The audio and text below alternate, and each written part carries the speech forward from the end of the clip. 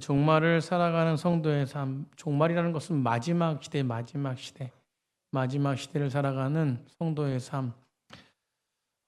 계속해서 24장을 나누고 있는데요. 마태복음 나누고 있는데 오늘 본문은 굉장히 해석이 참 어렵습니다. 뭐 이렇게 믿음이 있다라고 하시는 분들도 이 말씀 읽으면 이게 뭐지라고 생각할 텐데, 근데 오히려 쉽게 생각하면 쉬울 수 있는 말씀이에요. 적용점이 분명합니다.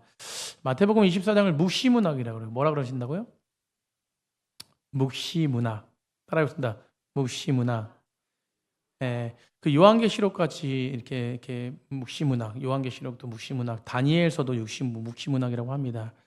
근데 이 묵시문학을 해석하는데 크게 세 가지로 구분할 수 있거든요. 첫째는 뭐냐면 역사적인 사실에 근거해서 해석하는 거예요. 이제 이 역사적인 사실이라는 것은 과거에 일어났던 역사를 통해서 새롭게 해석되어지는 이제 이렇게 묵시문학을 해석하는 것이고, 두 번째는 문자적인 해석인데 문자 그대로, 그러니까 예수님 재림하기 전에, 묵시문학은 이제 미래를 향해서 이제 이야기하는 것이기 때문에 예수님 재림하시기 직전에 일어날 종말적인 어떤 사건들을 미래로 해석하는 것입니다.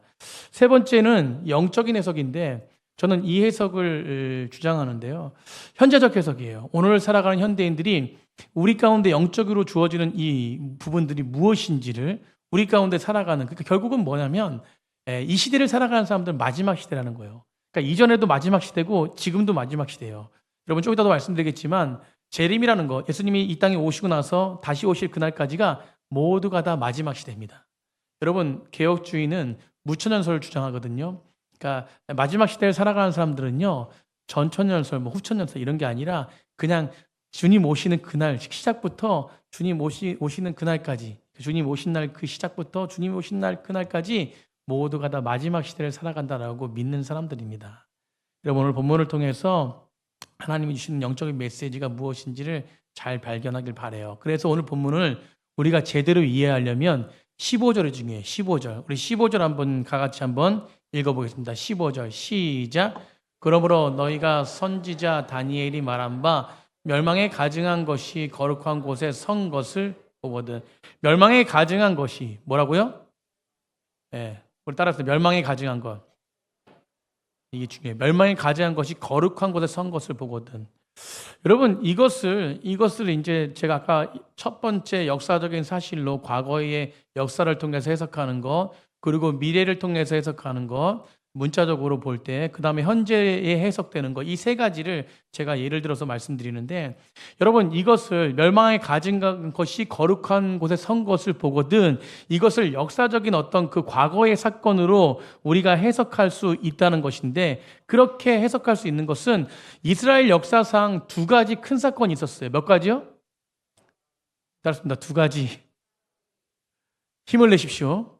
오늘 잘 따라오셔야 됩니다. 두 가지. 몇 가지? 두 가지요. 첫째 사건은 기원전 167년에 그 팔레스타인 이스라엘을 통치했던 그 안티오코스 에피파네스에 의해서 사건의 발생이 됐는데, 당시에 이스라엘은요 그리스 제국의 통치를 받던 나라였습니다. 그런데 이 그리스라는 것은 헬레니즘 어떤 부분들을 헬레니즘을 신봉했던 그런 나라인데, 특별히 그 안티오코스 에피파네스가 이 어떤 그 부분 속에서 헬레니즘을 신봉했습니다. 여러분 팔레스타인들을 유교적인 어떤 사상들을, 유대교의 사상들을 박멸시키기 위해서 이 안티오코스 에피파네스가 이 성전을 무너뜨리는데, 어떻게 무너뜨렸냐면 안식일을 금하고 제사를 금하고 제사장을 폐하했어요. 그리고 나서 했던 일이 뭐냐면 예루살렘 성전 안에 뭘 세웠냐면 제우스 신상을 세웠어요. 뭘 세웠다고요? 제우스 신상. 그러니까 안티오코스 에피파네스가 이 유대교를 박멸하기 위해서 그 성전 안에 제우스 신상을 세운 거예요. 얼마나 불경건합니까? 제우스 신상을 세우고 유대인들이 가장 부정하다라고 생각했던 돼지 피를 뿌려요. 그럼 성전이 어떻게 됐어요? 완전 지저분하게 된 거죠. 그러니까 멸망에 가증한 것이 거룩한 곳에 설 것을, 거룩한 곳이라는 성전 안에 멸망에 가증한 그런 것들이 섰다라는 어떤 그런 걸 이야기하면서 과거의 역사 하나를 이야기하는 것이다 라고 주장하는 사람도 있습니다. 또 하나는 뭐냐면 지난주에 나눴듯이 헤롯 성전을 보고 놀라는 제자들을 보면서 돌 위에 돌 하나도 남지 않겠다고 예수님이 말씀하셨지요. 돌 위에 돌 하나도 남지 않겠다. 이것은 역사적인 사실로 또 하나 예를 들어서 티테스 장군이 예루살렘에 그 침공을 해가지고 6개월 동안 예루살렘을 완전히 초토화시킵니다. 그래가지고 성전을 완전히 멸망시켜버려요. 그래서 1954년 이전까지도 이스라엘 나라는 없었습니다. 그 돌 위에 돌 하나도 남지 않는 성전이 완전히 붕괴된 사건. 그래서 로마 사람들이 그 성전에 깃발을 꽂은 사건. 이것을 역사적으로 해석하면은 이 두 가지 사건이 바로 가증한 것이 거룩한 성전에 쓴 것이다라고 해석할 수 있다는 것이에요. 이해가 되셨나요? 이게 역사적으로 해석하는 사건 하나입니다. 그러면 많은 신학자들이 또 묵시문학을 과거의 사건이 아니라 예수님이 재림하시기 직전에 일어날 미래적 사건으로 해석하는데, 다시 말해서 멸망에 가증한 것들이 거룩하게 선다는 것은 역사적인 끝에 예수님 오시기 바로 전에 미래에 적그리스도가 나타난 거예요. 누가요? 적그리스도. 우리가 뭐 적그리스도 참 많이 들어봤죠. 요한계시록에 나오는 적그리스도. 이 적그리스도가 나타나는 거예요. 그리스도를 대적하는 적그리스도가 나타나는 거예요. 그 적그리스도가 교회를 통합하고 뭐 종교를 통합하고 종교의 권세 안에서 막 모든 세계를 미혹하는 세상이 올 것이다. 그런 대환란이 올 것이다. 그때 우리 믿음의 사람들은 굳건하게 믿음을 지켜야 된다라고 하면서 미래적 해석을 하는 거예요. 여러분, 근데 두 가지 해석 좋습니다. 근데 저는 마태복음 24장을 예수님의 종말론적 말씀을 어떻게 할 것인가, 오늘 이 시대에 우리가 어떻게 해석할 것인가, 이런 내용들 좋아요. 그러나 여러분, 멸망에 가증한 것이 거룩하게 선다는 것은 단지 과거의 사건이라든가 미래의 사건이라면 여러분 2000년 동안 살아온 신앙생활하는 백성들은 어떻게 이걸 적용했을까 하는 거예요. 여러분, 이 말씀의 의미가 무엇인지, 여러분 사실 저는요, 과거의 사건이나 과거의 의미나 미래적 의미가 아니라 오늘 현대를 살아가는 우리들에게 영적 의미로 재해석되어야 된다. 아멘.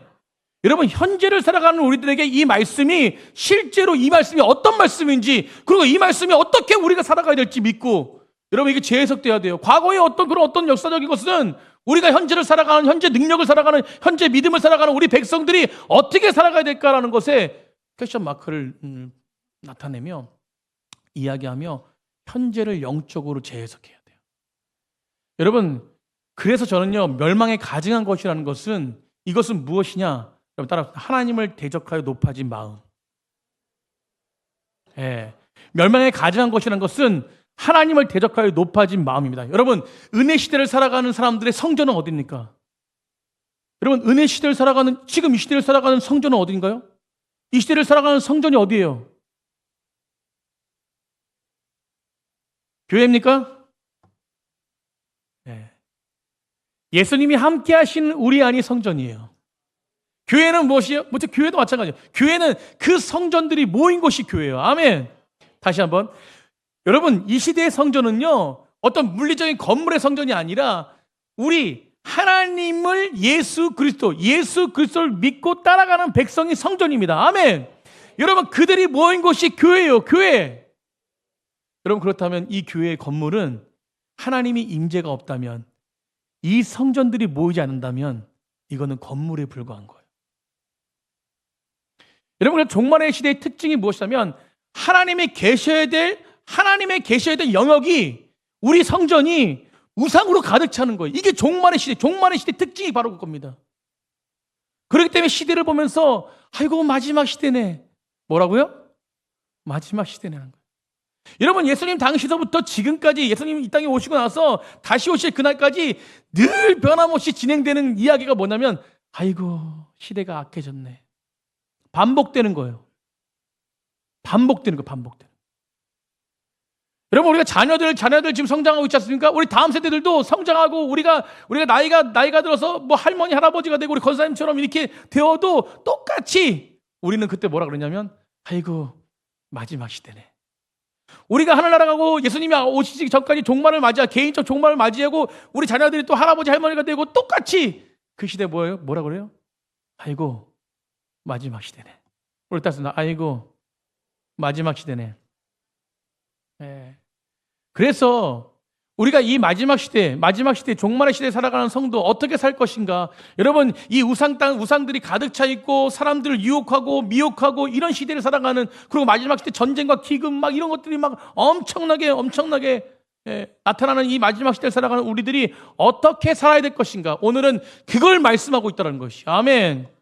여러분, 그러므로 오늘 본문은요, 거짓 신이 지배하는 이 종말의 시대를 살아가는 성도들이 어떻게 살아가야 될 것인가 두 가지를 나누고 싶은데, 첫 번째 무엇이냐면 집중력이에요. 집중력. 우리 따뜻한 집중력이다. 집중력 있게 살아가야 돼요. 아멘. 그럼 집중력을 가지셔야 돼요. 오늘 15절부터 19절까지 한번 다 같이 한번 한 목소리로 뜻을 생각하시면서 다 같이 읽어보겠습니다. 시작. 그러므로 너희가 선지자 다니엘이 말한 바 멸망에 가증한 것이 거룩한 곳에 선 것을 보거든 그때에 유대에 있는 자들은 산으로 도망할지어다. 지붕 위에 있는 자는 집 안에 있는 물건을 가지러 내려가지 말며 밭에 있는 자들은 겉옷을 가지러 뒤를 돌아보지 말지어다. 그날에 아이벤 자들과 젖먹이는 자들에게 화가 있으리로다. 아멘. 여러분, 멸망이 가증한 것이 거룩한 곳에 선 것을 보거든, 이게 무슨 뜻이라 그랬습니까? 하나님을 대적하여 높아진 마음, 우상, 거짓된 우상이 있는 마음, 하나님이 거할 곳에 거짓된 우상이 있는 마음. 여러분, 반대는 그건 뭐예요? 거짓된 마음, 높아진 마음, 거짓된 우상, 하나님을 사랑하지 못하는 거. 그럼 반대는 하나님을 사랑하는 거 아닙니까? 하나님과 함께하는 거. 여러분, 하나님을 사랑하는 것에 가장 중요한 것은 집중력을 회복하는 거예요. 어떤 집중력? 영적 집중력. 우리 옆에 분과 깊게 인사했으면 좋겠는데, 영적 집중력을 회복합시다.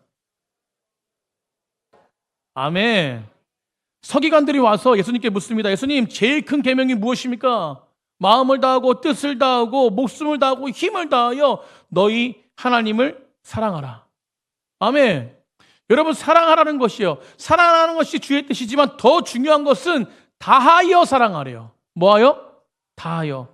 마음과 인격과 목숨과 힘을 다하여 전인격적으로 영적 집중력을 가지고 주님을 뭐하라는 것이요? 사랑하라. 아멘.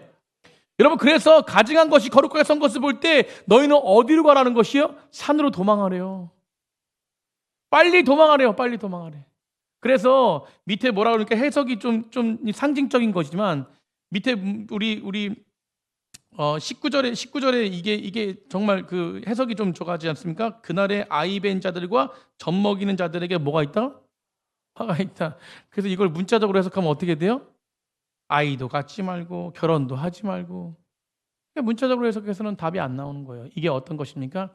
빨리 영적인 모습으로 산으로 도망해야 되는데, 아이를 키우고 이런 부분들은 그러면 도망하기가 좀 쉽지 않지 않습니까? 그렇기 때문에 이거 영적으로 해석해서 영적인 집중력을 잃어버릴 수 있는 모습을 내려놓고 영적인 집중력을 가지고 빨리 도망하여 주님께 집중하라는 거예요.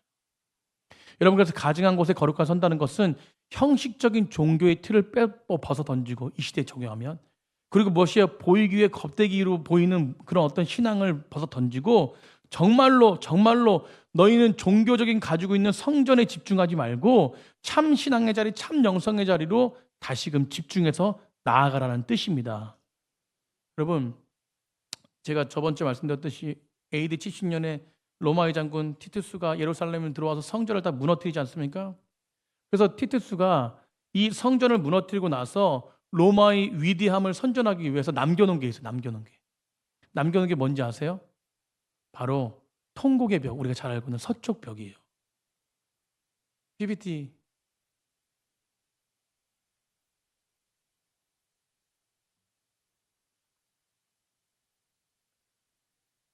네, 이게 통곡의 벽이에요. 통곡의 벽에서 지금 유대인들은 매일 뭐 하고 있습니까?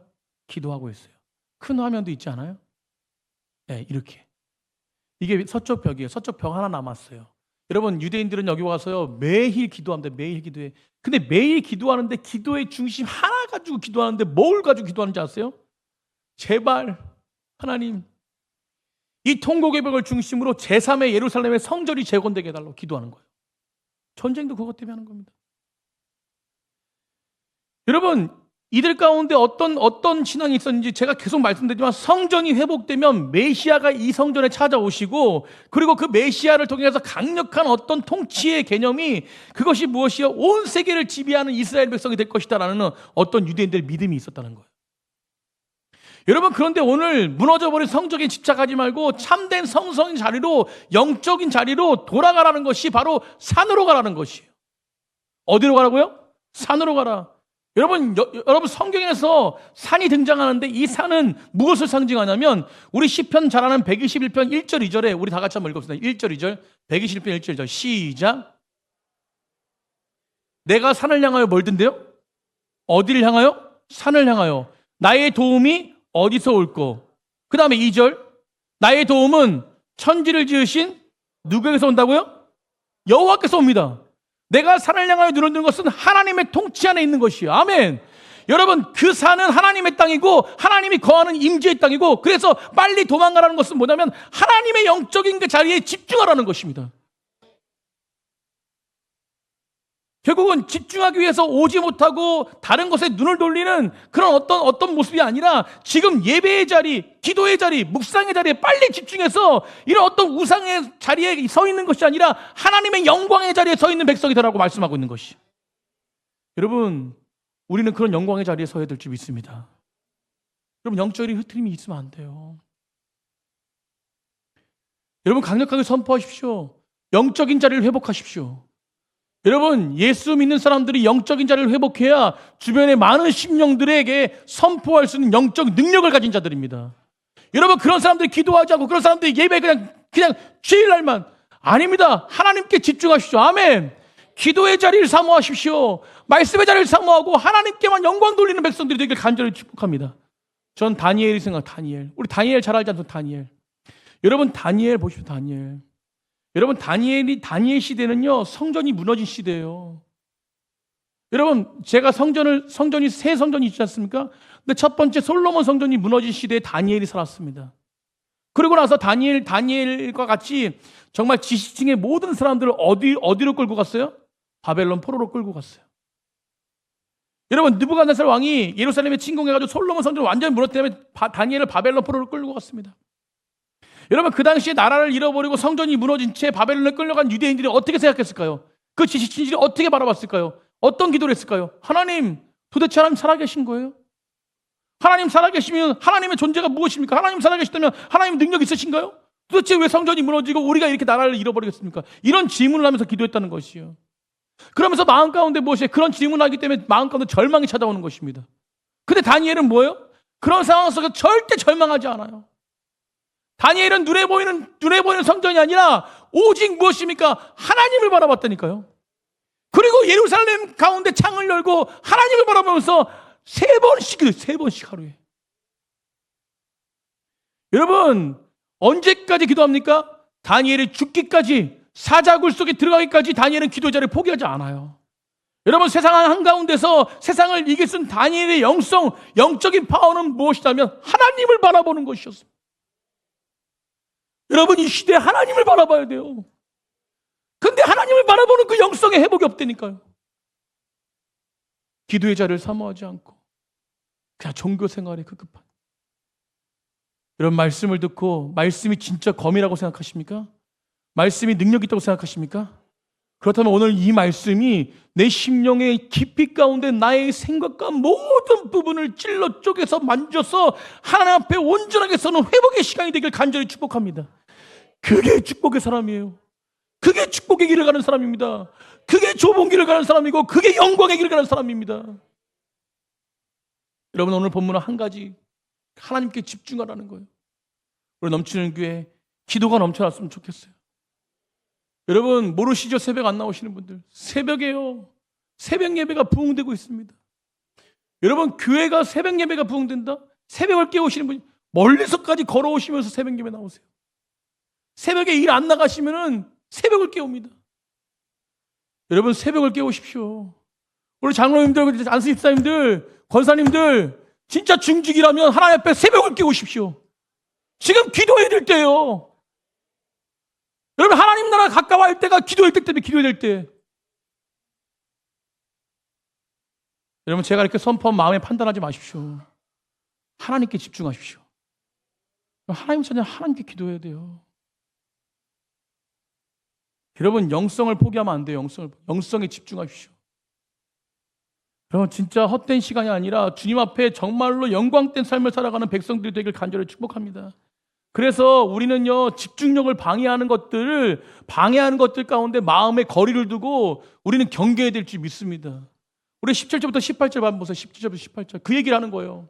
기도의 자리, 영성의 자리를 집중하기 위해서 우리 영성의 자리를 방해하는 것들을 우리는 벗어 던지고 나아가야 됩니다.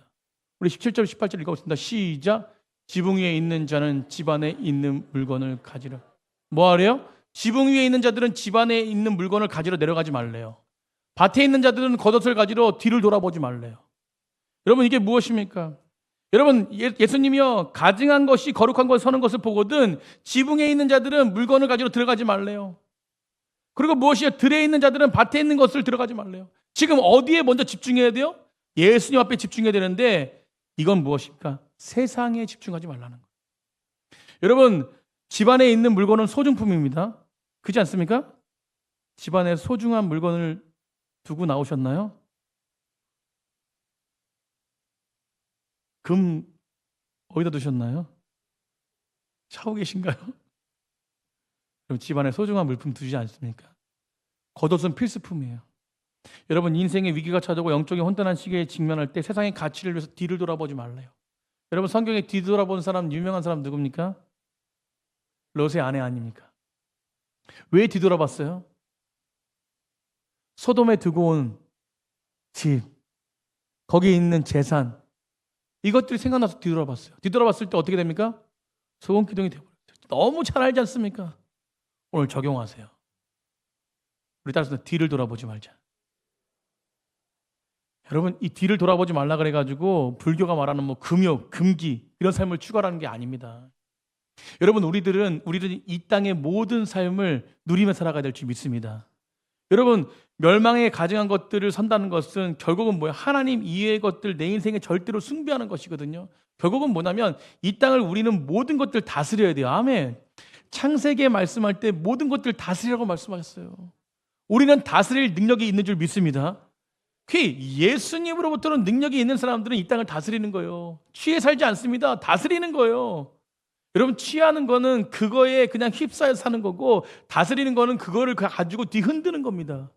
자, 우리가 따라해봅니다. 세상을 뒤흔들자. 아멘. 다스리는 거, 다스리는 거. 여러분, 돈을 다스리십시오. 아멘. 권력을 다스리는 거예요. 힘을 다스리는 거예요. 여러분, 그래서 고린도전서 7장 29절부터 31절에 사도 바울이 정확하게 우리에게 알려주는 게 바로 그겁니다. 형제들아, 내가 이 말을 하노니 그때에 단축하여진 거로 이후부터 안에 있는 자들은 없는 자 같이 하고, 자, 우는 자들은 울지 않는 자 같이 하며, 기쁜 자들은 기쁘지 않는 자 같이 하며, 매매하는 자들은 없는 자 같이 하며, 세상의 물건을 쓰는 자들은 다 쓰지 못하는 자 같이 하라. 이 세상의 외형은 지나감이라 라고 말하면서 결국은 무엇이냐면 사도 바울이 지금 그리스도를 향해서 뭐 하냐면 너희들 기뻐하지도 마, 울지도 마, 세상의 물건 쓰지 마, 뭐 결혼하지 마, 이 얘기를 하는 것이 아니라 그리스도인들은 그렇게 사는 존재가 아니라는 것입니다. 하나님이 주신 세상의 모든 부분들 향유하고 사용할 수 있어요. 그러나 거기서 묶이지 말라는 거예요. 아멘. 여러분, 세상에 묶이지 말고 세상을 다스리십시오. 사랑하는 성도님들, 무엇을 가졌다고 해서 다 가진 게 아닙니다. 무엇이 없다 그래서 무엇을 갖지 못했다고 해서 다 잃은 것이 아닙니다. 여러분, 하나님이 우리 가운데 함께 하시잖아요. 행복이 있어요. 기쁨이 있습니다. 소망이 있습니다. 그럼 완전한 만족이 있습니다. 그럼 오늘 살아가는 게 얼마나 기쁘신가요? 우리가 여기 나오신 분들 내일 어떻게 될지 다 아시나요? 몰라요. 오늘 살아가는 게 기뻐하십시오. 제가 어제 우리 박원수 권사님 그 결혼식장 갔는데 엘리베이터를 저희 아내랑 탔거든요. 둘이 탔는데 나중에 이제 저희가 먼저 타고 어떻게 또 탔는데 저희 부부랑 그 나중에 오신 부부가 탔어. 근데 남편이 4층을 딱 누르는 거야. 그러니까 아내가 뭐라 그러냐면 3층인데 왜 4층 눌러? 남편 뭐 했어요? 혼났어요. 그래서 아니 4층인지 알고 눌렀어. 이러면 그냥 아 그렇구나.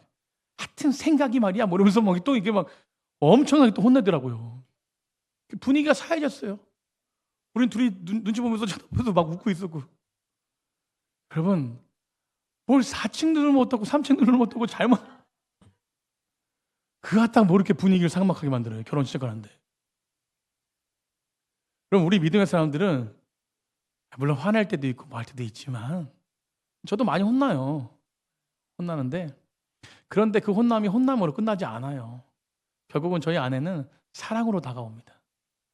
여러분, 모든 부분 속에서 우리가 살아갈 때에 결과를 중요시 여겨요. 결과를.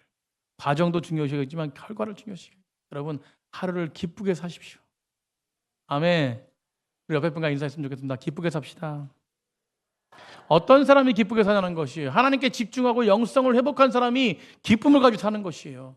오늘 나의 육체가 어때도 나의 마음이 어때도 기쁘게 살아가는 것입니다. 우리 어떤 문제가 있어 어떤 환란이 어떤 상황이 있어도 마지막 시대를 살아가면요 여러 가지 문제들이 엄청납니다. 그런데 우리는 기쁨이 있는 것이에요. 성도들 기쁨을 살아가는 영적인 집중력을 잃지 않는 백성들이 되기를 간절히 축복합니다. 두 번째 마지막으로 마지막 시대를 살아가는 성도들의 영적인 삶은요 신뢰하는 삶이에요. 일단 신뢰하는 삶이다. 아멘. 아까도 말씀드렸듯이 종말론은 좀 이해할 필요가 있는데 종말론 마지막 시대를 살아가는 개혁주의 신앙은 무천년설이에요. 여러분 무천년설이 무엇이냐면 요한계시록 보면 천년왕국이 있어요. 천년왕국. 천년왕국이 전천년선이나 후천년선이 있는데 여러분 천년왕국이 환란 이후에 대환란 이후에 대환란 이전에 천년이라는 기간을 세워놓고 전천년선이다. 그리고 또 무엇입니까? 대환란 이후에 환란이 찾아오는데 환란 이후에 오는 것이 후천년설이다. 저희는 전천년설, 후천년설 인정하지 않습니다. 무엇이냐면 무천년설이에요. 무천년설. 개혁주의는 뭐라고요? 무천년. 여러분 무천년이라는 것이 무엇이냐면 제가 아까 처음 설명했지만 예수님 오시고 난 그 초림부터 다시 오실 재림까지 살아가는 모든 시간이 천년왕국인 것이에요. 여러분 그 시간이 우리가 환란이 있고 상황이 있고 환경이 있지 않습니까? 여전히 그 시간들은 무엇이에요? 우리가 이 땅을 살아가는 그 시간들은 여전히 종말적인 시간이고 마지막 시대를 살아가고 재난과 고통과 고난이 떠나지 않는 삶입니다. 그 가운데 우리는 무엇이에요? 우리는 하나님을 바라보는 신앙의 삶으로 살아가는 백성이다 라는 것이 개혁주의 신앙이에요. 그래서 21절에 이 종말의 시대를 살아가는 그리스도인들이 직면한 세상을 이렇게 말해요. 21절 한번 다 같이 한번 읽어보겠습니다. 시작. 이는 이때 그 환란인데 어떤 환란? 그렇다 큰 환란, 엄청난 환란이 있는 거예요. 그 뒤에 보십시오. 어떤 얘기를 합니까? 창세로부터 지금까지 이런 환란이 있었대요, 없었대요? 없었어요. 후에도 있어 없어요? 없어요. 이 땅을 살아가는 초림부터 재림까지 모든 상황 속에서 이 환란들은 창세 이전 지금까지 아무런 그런 부분 속에서 살아가는 백성들 가운데 이 환란이 후에도 없고 이전에도 없는 환란이라는 거예요. 그러니까 결국은 뭐예요? 엄청나게 힘든 상황 속에서 살아간다는 것입니다. 그런 삶 속에서 하나님의 백성들을 미혹하는 사람들, 선지자들처럼 미혹하고 그리고 거짓 선지자로 선동하고 이런 사람들이 엄청나게 많다는 것이에요. 그래서 성도의 삶에 뭐가 많다는 거예요? 유혹도 많고 도전도 많고 문제도 많고. 우리가 따라해 보겠습니다. 문제도 많다. 여러분 문제를 문제시 보지 마시고 하나님 앞에 맡기십시오. 여러분 그렇기 때문에 세상의 사단이요 얼마나 우리 믿음의 사람들을 괴롭히고 힘들게 하는지 우리는 기억해야 될 줄 믿습니다. 끊임없이 공격하는 거예요. 끊임없이 공격해요. 우리를 가만히 두지 않습니다. 29절 한번 보세요. 29절. 우리 29절 다 같이 한번 읽어보겠습니다. 29절 시작. 그날 환란 후에 즉시 해가 어두워지고 달이 빛이 내지 아니하며 별들이 하늘에서 떨어지며 하늘의 권능들이 흔들리. 여러분 이것은 뭐 상징적인 모습 아닙니까? 해가 달이 어두워지고 별들이 떨어진다. 진짜 그런가요? 아니에요. 이건 무엇입니까? 그렇게 그 정도의 삶 가운데 세상이 흔들리는 상황들이 찾아온다는 것입니다. 그 정도로 엄청나게 힘든 상황들, 전쟁과 기근, 이 시대에 지금 보십시오. 전쟁과 기근, 환란. 여러분 진짜 별이 떨어지는 것처럼 여러분 미사일이 날아오는 그 땅은요 엄청나게 고통받는 땅이에요. 우리는 그냥 화면 보고 그냥 보고 있지만 그걸 진짜 대면하는 사람들 보십시오. 미사일이 떨어지면 언제 죽을지 모르는 그런 상황 속에서 얼마나 고통스럽겠습니까? 여러분 그런 상황 속에서도 뭐 하지 말래요? 예수님은요 두려워하지 말래요. 뭐 하지 말라고요? 두려워하지 말라. 이 이야기라는 것은 뭐냐면 겁을 주려고 하는 것이 아니라 이 세상 앞에 펼쳐질 상황들 너희를 기억해야 된다. 그런 상황 속에서 그러나 우리 믿음의 사람들은 겁을 내지 말라. 두려워하지 말라. 놀라지 말라. 나는 내 하나님이다. 아멘. 오늘 종말론적인 이야기를 하면서 너에게 두려움을 주고 무서움을 주는 것이 아니라 정말 주고 싶은 마음은 무엇이냐면 21절과 22절이에요. 21절, 22절 한번 다 같이 한번 읽어보겠습니다. 21절, 22절 우리 다 같이 읽어보겠습니다. 21절, 22절 시작. 그때 큰 환란이 있겠습니다. 창세로부터 지금까지 이런 환란은 없었고 후에도 없으리라. 22절. 그날을 감하지 아니하면 모든 육체가 뭡니까? 그날을 감하지 않으면, 막아주지 않고 보호하지 않으면 모든 육체가 뭐 하죠? 구원을 얻지 못한대요. 그러나 택하신 자들을 위해서 그날을 뭐 하신대요? 감하신다. 아멘. 하나님이 보호하신다는 것이에요. 그렇기 때문에 믿음의 사람들은 두려워하지 않고 그 통치와 하나님 통치와 하나님 섭리 안에 그 계심을 잊지 말고 이 땅에 주님 오시기 전까지는 절대 멸망하지 않는 걸 믿고 믿음으로 온전하게 살아가라는 것입니다. 아멘. 내가 너와 함께 하겠다. 불의가 있어도 부정이 있어도 문제가 있어도 온 세상이 덮어지는 것 막 뒤집어지는 것 같아도 걱정하지 마라. 아멘. 여러분, 이 말씀이 바로 하나님의 말씀입니다. 그래서 영적으로 마지막 시대를 살아가는, 종말론 시대를 살아가는 우리 백성들 두려워하지 말라. 아멘. 여러분, 그래서 고린도전서 10장 13절에 이렇게 말씀하요. 너무나 유명한 말씀 아니에요? 고린도전서 10장 13절 다 같이 읽겠습니다. 시작. 감당할 시험 밖에는 너희가 당할 것이 없나니 오직 하나님은 미쁘사 너희가 감당하지 못할 시험 당함을 허락하지 아니하시고 시험 당할 즈음에 또한 뭘 내사? 피할 길을 내사 너희로 능히 감당하게 하시니라. 아멘. 여러분, 제가 이 말씀 많이 드렸지만 이전에 제가 처음에 묵상할 때, 이 말씀을 묵상할 때 피할 길, 하나님은 기도하면 피할 길 열어주시오. 내가 우회 도로로 돌아가게끔 만드시오. 그 문제 앞에서 문제를 피하게 만드시고 또 문제를 이렇게 돌아가게 만드시고 이렇게 해주시는 분이시오. 보호하시는 분이시오. 그냥 그렇게만 기억했는데 여러분, 피할 길을 내시는 것은 우회 도로가 아니에요. 우회 도로가. 여러분, 피해서 가는 게 아닙니다. 여기서 피할 길은 제가 묵상하면서 결국 해답을 찾은 것은 뭐냐면 정면 돌파예요. 뭐라고요? 정면 돌파입니다. 오히려 피할 길은 뭐야? 피하는 게 아니라 정면 돌파하는 거예요. 아멘.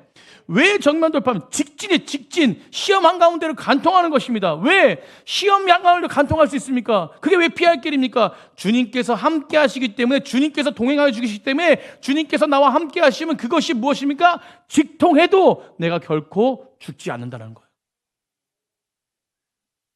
그래서 이사야 43장 1절 2절에 이 말씀이 있어요. 우리 믿음으로 한번 이사야서 43장 1절 2절 한번 다 같이 한번 읽겠습니다. 시작. 야곱아, 너를 창조하신 여호와께서 지금 말씀하시느니라. 이스라엘아, 너를 지으신 이가 말씀하시느니라. 너를 두려워하지 말라. 내가 너를 구속하였고 너를 지명하여 불러나니 너는 뭐래요? 내 것이라. 내가 물 가운데로 지날 때 뭐와 함께 있어요? 내가 너와 함께 할 것이다. 강을 건널 때에 물이 너를 뭐하지 못하게 한다? 아멘. 할렐루야. 뒤에 말씀. 내가 불 가운데로 지날 때 뭐하지 않는다? 불꽃이 너를 뭐하지 않는다? 아멘. 여러분, 하나님께서 뭐라고 말씀하시냐면 물을 지날 때, 불을 지날 때, 강을 건널 때 물과 불과 그 강들이 너를 압도하지 못하도록 보호하신대요. 붙잡아 주신대요. 사랑하는 성도님들, 종말의 시대, 마지막 시대를 살아가는 우리들, 여러분, 우리가 이 시대에서 싸울 수 있는 힘, 정면 돌파할 수 있는 힘은 무엇이냐면 하나님의 택함 받은 자녀라는 것을 확신하는 거예요. 아멘. 신뢰하는 겁니다. 우리는 누구예요? 하나님의 택함 받은 자녀다. 아멘. 여러분, 신앙은 서바이벌 게임이 아닙니다. 예수님께서, 하나님께서 우리를 이 땅에 보내주시고 너 여기서 한번 세상에 던져놓고 잘 싸워봐, 이렇게 말하는 게 아니에요. 주님은 이미 택하신 자들을 아시고요, 그 택하신 자들을 이 땅에서 통제하시고 섭리하셔서 그들을 보호하시는 분이 바로 하나님이시고 예수님이시고 성령님이십니다. 그렇기 때문에 여러분, 전 세계를 보면서 두려워하지 마십시오. 이런 일들이 일어나면서 두려워하지 마십시오. 여러분, 사단이 여러 가지 일들을 유혹하고 일들을 만들지 않습니까? 그럴 때 두려워하지 마십시오. 여러분, 사단을 두려워하는 것은 어떤 것이냐면, 여러분, 그 벌레, 사람이 벌레를 두려워하는 것과 똑같아요. 여러분, 벌레가 사람을 두려워하지 사람이 벌레를 두려워합니까? 그럼 사람은 벌레를 뭐 하면 돼요? 밟으면 돼요. 그럼 죽어요. 근데 두려워가지고 막 무서워가지고 막 비명 지르고 막. 그럼 벌레와 사람이 만나면 누가 비명을 지르고 누가 소리를 질러야 돼요? 벌레가. 그 벌레는 뭐예요? 사단이다. 아멘. 사단이 믿음의 사람을 보고 주랭랑을 쳐야 돼요. 저를 따라하겠습니다. 예수님의 이름으로 물러갈지어다. 벌레에 불과한 사단을 두려워하지 마십시오. 사단이 문제 줘도 그 문제를 해결하시면 하나님이세요. 하나님을 전적으로 의지하시고 하나님 앞에 모든 걸 맡기십시오. 우리를 지켜주신 하나님을 바라보면서 이 땅을 두려워하지 마십시오. 말씀을 마치려고 해요. 마지막 시대들은요, 문제들이 많습니다. 여러분, 요즘 시대에 살아가는 게 쉽습니까? 문제 많으시죠? 사업하시는 분 쉬우세요? 여러 가지 환경들과 상황들이 있습니다. 경제는 더 어려워지고 있고, 여러분 선교 하나 가는 것도 이렇게 유료 할증료가 조금 붙으니까 막 힘겨워서 막 갈팡질팡 하시는 분도 계세요. 여러분, 세상에 살아가는 게 쉽지 않습니다. 전쟁 빵빵 터지고요. 여러분, 그러나 중요한 것은 오늘 말씀하십니다. 이 땅이 그렇게 힘들고 어려워도 나는 끝까지 너와 함께 할 것이다. 여러분, 이 마지막 시대를 살아가는 종말의 시대를 살아가는 우리들은요, 해야 될 게 한 가지가 있습니다. 여러분, 하나님을 바라보고 하나님께 집중해야 돼요. 여러분, 하나님께 집중하는 백성들은 기도하는 백성들입니다. 말씀을 믿고 주 앞에 서는 백성들이에요. 사랑하는 넘치는 성도님들, 하나님을 바라보십시오. 그리고 그 하나님을 신뢰하는 거예요. 아멘. 여러분, 세상은요 마치 그냥 권세 잡은 자들이 막 이 땅을 지배하고 세상을 지배하는 것처럼 보이지만 결국 이 땅의 완성은 누가 하시는 것이요? 하나님이 하시는 것이요. 여러분, 그래서 하나님을 붙들고 있는 백성들은 가장 안전한 곳에 있는 것입니다. 오늘 이 예배 자리에 나오신 분들이 가장 안전한 곳에 있는 자들이에요. 아멘. 오늘도 그 안에서 기뻐하십시오. 역사의 주관자 되시고 역사를 완성하실 그 하나님 안에서 자유하십시오. 평강을 누리십시오. 오늘도 그 가운데 기쁨이 있을 것이고 소망이 있을 것이고 내게 능력을 주시는 그 하나님 안에서 참된 능력을 가지고 정면 돌파하는 백성이 될 줄 믿습니다. 여러분, 한 주간 동안 살아가면서 하나님의 이름으로 마음껏 선포하십시오. 아멘. 하나님이 우리와 함께 하십니다. 하나님의 능력이 우리와 함께 하십니다. 두려워하지 말라. 나는 내 하나님이다. 내가 너와 항상 함께 하겠다. 그 하나님과 함께 승리하는 삶을 살아가는, 그래서 함께 지어져 가고 함께 행동하고 함께 사랑을 나누고 주님과 함께 끌어안고 있고, 아멘. 그런 한 주가 되기를 간절히 축복합니다.